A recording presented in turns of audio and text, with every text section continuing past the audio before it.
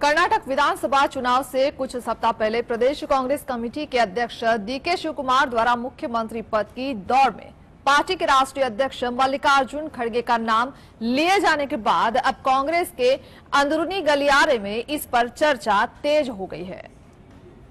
कर्नाटक विधानसभा चुनाव से कुछ सप्ताह पहले प्रदेश कांग्रेस कमेटी के अध्यक्ष डीके शिवकुमार द्वारा मुख्यमंत्री पद की दौड़ में खड़गे के नाम का उल्लेख उस समय किया है जब कांग्रेस में मुख्यमंत्री पद के लिए सिद्धारमैया और उनके बीच सीधी प्रतिद्वंदिता दिख रही है।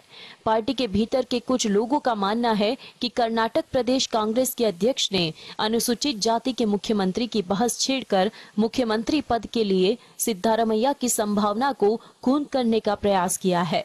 शिवकुमार ने कहा था कि अगर विधानसभा चुनाव के बाद पार्टी के राष्ट्रीय अध्यक्ष मल्लिकार्जुन खड़गे राज्य के मुख्यमंत्री बनते हैं तो वह उनके अधीन काम करने के लिए तैयार है। उन्होंने संवाददाता सम्मेलन में कहा था, मल्लिकार्जुन खड़गे मेरे नेता है और वह मेरे अखिल भारतीय कांग्रेस कमेटी अध्यक्ष है। मुझे उनके अधीन काम करना अच्छा लगता है।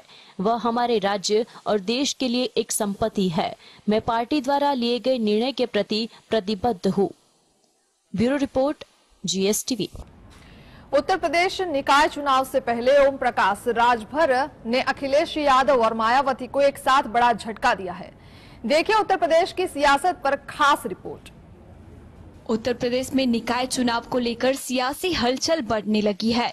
अब सुबह सपा प्रमुख ओम प्रकाश राजभर ने समाजवादी पार्टी प्रमुख अखिलेश यादव और बीएसपी प्रमुख मायावती को एक साथ तगड़ा झटका दिया है।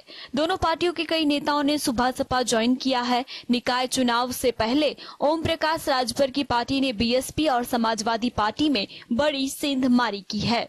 सुबह सपा ज्वाइन करने वालों में प्रयागराज से महेश प्रजापति, गाजियाबाद से दयाराम भार्गव, कानपुर से रमेश राजभर और वाराणसी से आनंद तिवारी समेत कुछ और नेता शामिल हैं।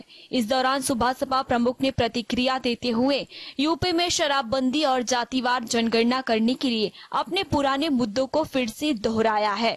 साथ ही राजभर ने महिलाओं के लिए नौकरी में 50% आरक्षण की मांग रखी है। इससे पहले मंगलवार देर रात को ओम प्रकाश राजभर ने डिप्टी सीएम ब्रजेश पाठक से मुलाकात की है, लेकिन इस मुलाकात के बाद राज्य में बीजेपी और सुबह सपा के बीच गठबंधन की अटकलें एक बार फिर से शुरू हो गई हैं। Bureau report, GST। लोकसभा चुनाव से पहले अखिलेश अब मुलायम सिंह यादव के राजनीतिक फॉर्मूले MY में अब D जोड़ने की कोशिश शुरू हुई है। उनकी नजर यूपी के 23% उस वोट बैंक पर है जिस पर अभी तक मायावती का एक छत्र राज रहा है। लोकसभा चुनाव को लेकर समाजवादी पार्टी मिशन 2024 के लिए खास रणनीति पर काम कर रही है। दरअसल अब तक MY यानी मुस्लिम यादव फैक्टर पर काम करने वाली समाजवादी पार्टी अब MYD समीकरण बनाने में जुट गई है। इसमें मुस्लिम और यादव के साथ साथ दलितों को भी शामिल किया जाएगा। इस चुनावी रणनीति के तहत आगे बढ़ने की तैयारी समाजवादी पार्टी ने अम्बेडकर वाहिनी बनाकर कर दी।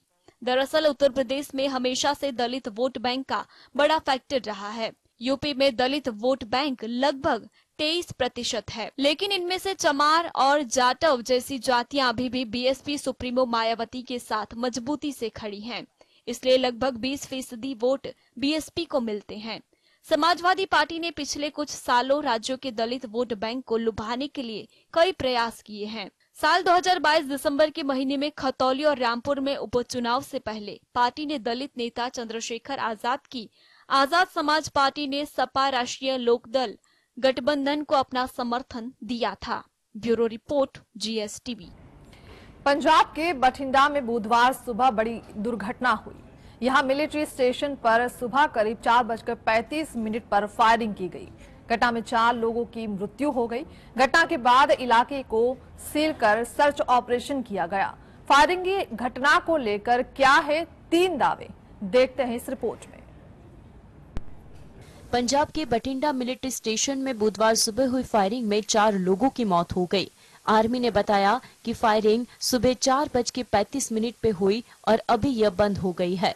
आर्मी ने अभी इसे आतंकवादी हमला नहीं बताया है। यह भी साफ नहीं कि मारे गए लोग जवान है या सिविलियंस।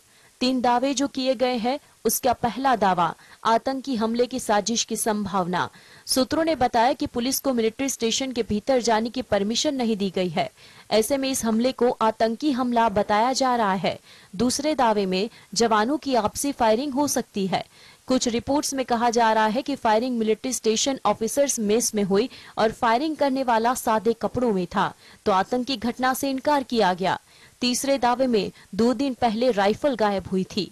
पंजाब पुलिस सूत्रों ने बताया कि 2 दिन पहले एक राइफल और 28 गोलियां गायब हुई थी। यहां का इम्यूनेशन डिपो देश के सबसे बड़े डिपो में से एक है।